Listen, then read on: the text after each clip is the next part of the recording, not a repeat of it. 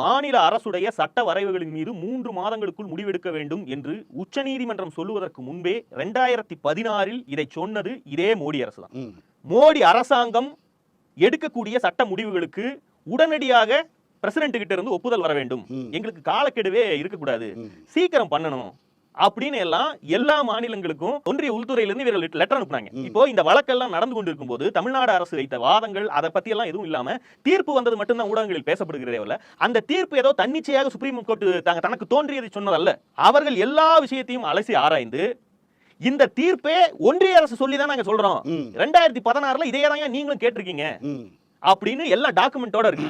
ஒரு மெமரண்டம் போட்டு minister of home அஃபேர்ஸ்ல இருந்து February 4, 2016 அப்போ state bills reserved for the assent of the பிரசிடென்ட்க்கு மெமரண்டம் போட்டு லெட்டர் அனுப்பி விட்டுருக்காங்க. இந்த லெட்டர்ல இந்த காலக்கெடு அப்படியே இருக்கிறது. இதை வைத்துத்தான் இதற்கு மேலதான் இந்த தீர்ப்பே வந்திருக்கிறது.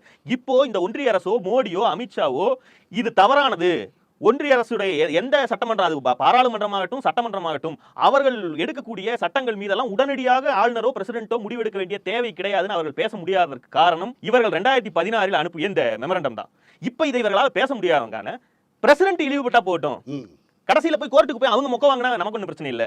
இது மாதிரி அடி வாங்குவதற்கான இந்த குத்து சண்டை பழகிறவங்க எல்லாம் சும்மா ஒரு மூட்டை தங்கிட்டு குத்திக்குவாங்கல்ல, அதுக்கு எந்த வழியுமே இருக்காதுல்ல. அப்படி இவர்கள் பிரசிடென்ட்டை பயன்படுத்துகிறார்கள்ங்கிறதா இந்த விவகாரத்தின் மூலமா தெரிய வருது.